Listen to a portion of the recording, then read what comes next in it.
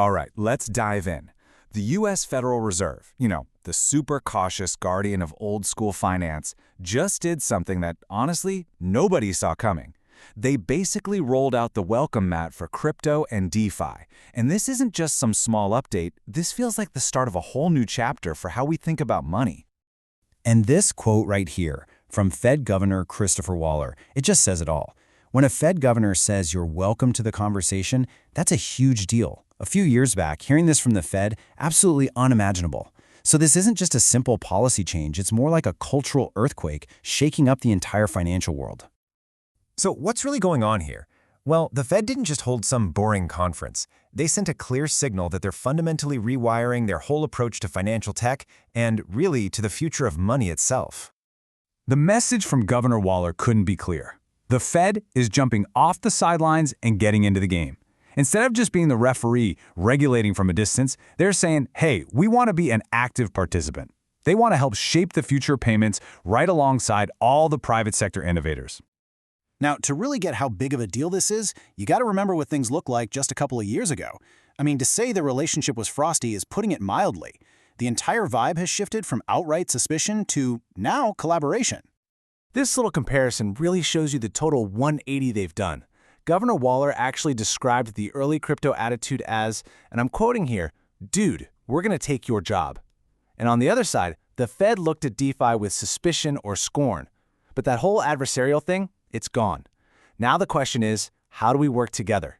It's about bringing bankers and developers to the same table to weave these once fringe ideas right into the core of our financial system. And look, Waller doesn't pull any punches. He flat out calls it a profound cultural change.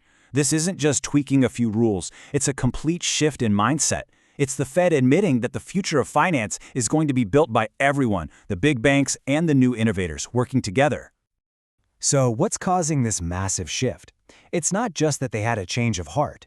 It's a direct response to some incredibly powerful new technologies that are literally rewriting the rules for how money moves.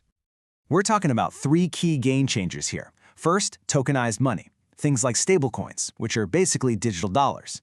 Then you have distributed ledger technology, or DLT. That's the secure shared playbook that makes blockchains work. And of course, you've got AI. The thing is, these technologies aren't just weird experiments anymore. They're going mainstream, and the Fed knows they can't afford to ignore them. Let's just quickly break down tokenized money. All it really is, at its core, is a digital version of a dollar that can live and move on a new kind of platform, like a blockchain. And that simple idea completely changes everything. It means money can be moved way faster, cheaper, and in all these new programmable ways. It's the concept that really unlocks the next wave of payments. It's one thing to say, hey, this new tech is interesting, but the Fed is going way beyond that. They're proposing a real, concrete way to bring these new players into the system. They aren't just talking the talk, they're actually building a new on-ramp. And this on-ramp is something they're calling a payment account, or, and I kind of love this name, a skinny master account. The whole idea is to create a simple, stripped-down account just for these payment innovators who don't need all the bells and whistles of a traditional bank account. The whole point is to give these new companies direct access to the Fed's payment systems. Now, to keep the risk low, this account would have some limits, like no interest on your balance, maybe some caps on how much you can hold, and definitely no overdrafts. But the biggest win here? Speed. By making the review process way faster, the Fed can actually keep up with the crazy pace of innovation. Okay, so a new spirit of collaboration and a new type of account, that's all great. But what does any of this actually mean for us? For the future of our digital wallets and how we use money every single day? Because really, at the end of the day, it all comes down to our everyday experience. Like Governor Waller said, most of us don't really care how the payment works. We just want it to be instant, we want it to be cheap, and we want it to be safe. All this high-level innovation is really just aimed at that simple goal. But even the Fed admits there are still some huge questions that need to be answered. First off, with all this talk about different kinds of digital dollars, which ones are we actually going to use? Are we going to have thousands of different options, or will just a few big ones end up dominating everything?